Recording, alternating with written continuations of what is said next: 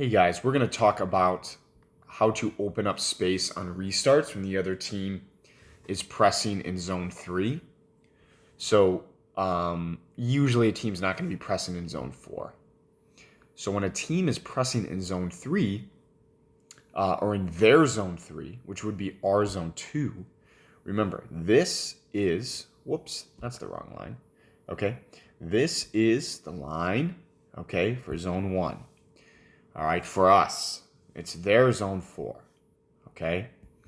So on our defensive side, if these players, okay, are pressing, okay, in our zone 1 or zone 2, or to make it simple, just applying pressure in our defensive half, we need to do some movement before we receive the ball to open up space for ourselves to make it easier for us to play. So you'll notice here, Barcelona's player is going to be playing the ball in. We have one player here, and then we have another player over here. We have 3 players in the back, and the pivot, okay, is somewhere up there. Easily, he could just play the ball here, right? That seems like the likely scenario. However, if he plays the ball here, okay, now we're going to need one pass from this player before we start any movement in the back. The reason is because if this player passes the ball and runs through, the pivot is too far away to come in down. So what Barcelona does is before the ball is played, this middle guy, the fixo, is just going to run through. Okay? What this does is it forces one of these players to make a decision. We're either going to follow the Barcelona player that runs through, or we're going to continue pressing the ball. So what you'll see happen is this player here will run through. This player here will come in behind. And what it will do is it will force this player, and this player to make a decision. Okay? They have to decide. Do we follow this player running through? Do we switch to mark up this guy?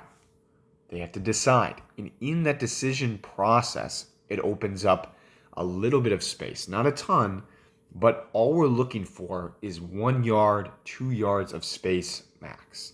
That's all we're ever going to get in futsal. So watch as they do it. It's very, very simple. It actually requires zero technique, zero skill, zero athleticism. It's just thinking about the game, thinking about how do I create space before I receive the ball. He's just going to run through. See him tell the other guy, and he just walks through. He doesn't even run. Look. Watch him point. He points to the other player. Points. He just walks through, opens up this space in behind. And then we can start a rotation right away instead of waiting. Watch again. He points, walks through, ball comes in behind, creates that space. And they can start their rotation right away. Watch again. Points. He just walks through. That's it. Opens up that space where he left. A couple things to note here. You're going to see multiple times in high-level professional games, this player makes some different kinds of movements. So I'm going to give you a couple different ideas of other things they can do. In this scenario, he just walks through here, right? In other scenarios, he's actually going to run through, okay? You notice what the time in the game is. It's 3 minutes to go. This player has been in the game quite long. Fatigue is a factor. So he doesn't run through. He just walks through, which is fine. Okay? Don't think that your movement has to be 100 miles an hour. If you're tired, still make the movement, okay? But just do it slower. It's no problem. It's still going to open up this space here. A couple different ideas in this situation, which didn't happen here, but we could do, is we could have this player simply run here and run here into this area. Okay? We could have this player run in this area. That means we have a player here, a player here, a player here, and the pivot could rotate down into this area, which would mean we would have 1, 2, 3, 4.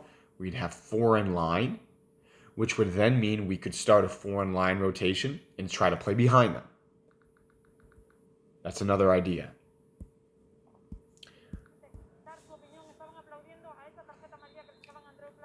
And actually, that's kind of what Barcelona does. This guy comes down, the pivot rotates up. I think that was probably a mistake.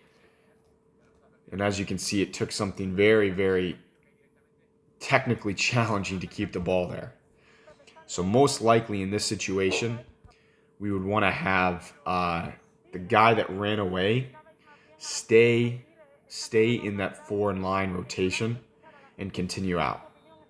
So you can see the guy, the fixo, he walks through and then he runs through.